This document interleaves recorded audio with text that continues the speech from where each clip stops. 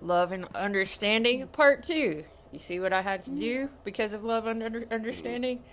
The dachshunds, the dogs, insisted to be me to be on the same side as them. Okay. Here we go. The poetry reading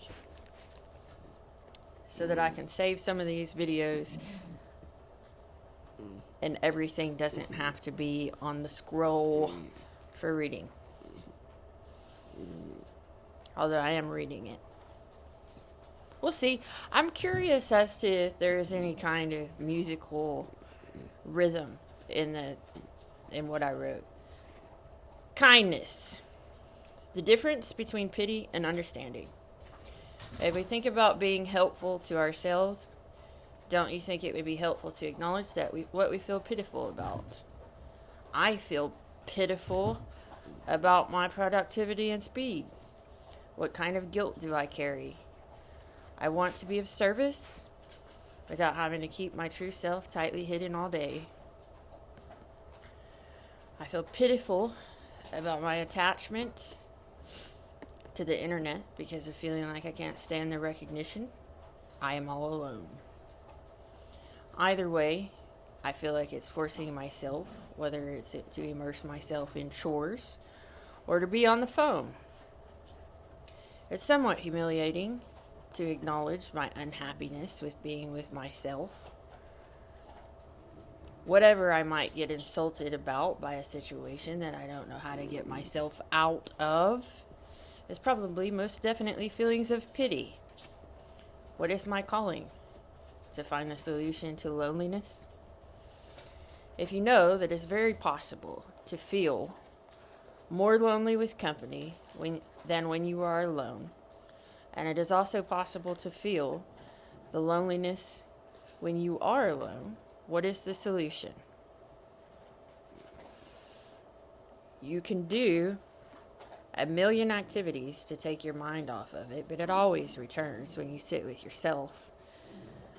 Loneliness does not have anything to do with self-worth, which is a good idea to remind yourself about. There's acknowledgement that loneliness is about a desire to be appreciated for who you are, and I don't know how you develop that kind of relationship with yourself. It seems to me that every action is an implementation of a duty and a responsibility to care about the self. And the only feelings of love are not truly coming from yourself. Those feelings are from God. It's continuous work and striving to keep reminding myself that I need to keep working and learning. Like I said, without love's purposes, it's extremely strenuous to live in a self-centered world. Imagining people who do not exist is not working, trying to override the lonesome feeling. Look at me. Look at what I can do. Does that feeling satisfy you? Oh yeah, I can do that. Turbo speed. Times 1, times 2, times 3, times 4. Do we love each other now? Letting someone assist you with your chores? Or do the chores all by yourself? What difference does it make when there's no love connection? When love is the goal, when love is the focus, what shifts? When you don't really need anything because you can do it yourself, if you want to, then what? The worst kind of sorrow is living by any of the words which alert you that what you want is not available today. Maybe tomorrow, or the next day, or next week, or next year, you'll meet a person who actually wants to spend a day with you. Who you actually want to spend a day with too. You can see how easy it is to feel hopeless and dreadful on your quest for a love connection.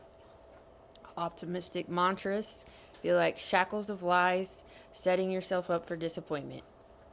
Skepticism and doubt feel too heavy to keep moving yourself about. Where do you think you're going to get to? Later. You could imagine a classroom of students and what seems motivational to them. Show and tell, how long does it last? The highest mark, how long does it last? Failing the paper, how long does it last? Obedience or rebellion, how long does it last? Going to the nurse or being the teacher's favorite, how long does it last? No matter what you try or how you try to get that love switch on, none of it lasts. Those are all tactical approaches to figure out the recipe to get love and care. And if you didn't find love there, how could you put yourself on the other side to give love there? Honesty is where it is. Honesty is where love is. That's honesty about what's going on with you right now, today. That's love and understanding. Sometimes the only thing I can do is to sit with you in the dark. That's what love is.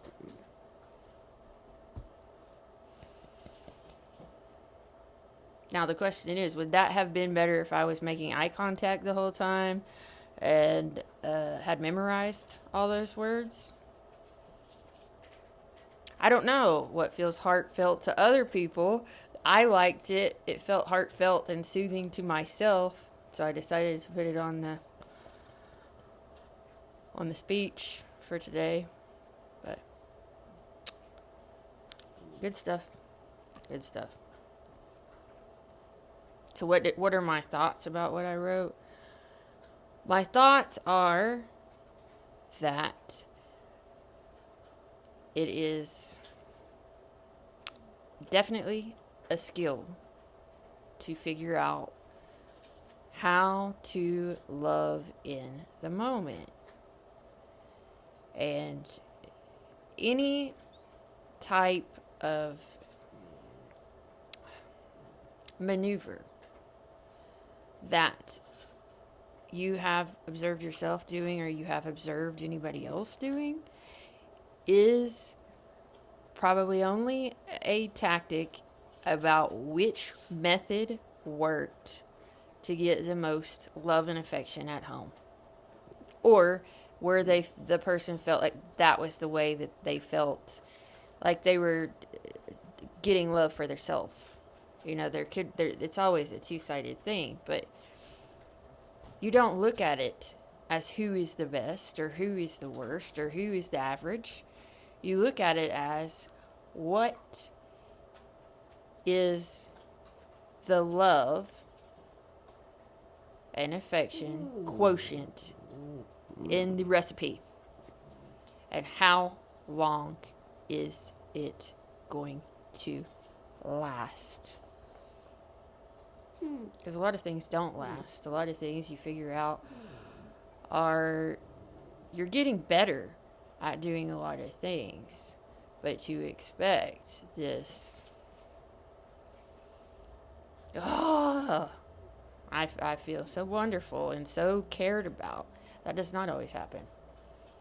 It does not always happen. And so you sit with yourself in the dark, and then you see what comes through you, and you feel what kind of light makes you feel that kind of love, instead of imagining love as a place that you can get to later. Love today.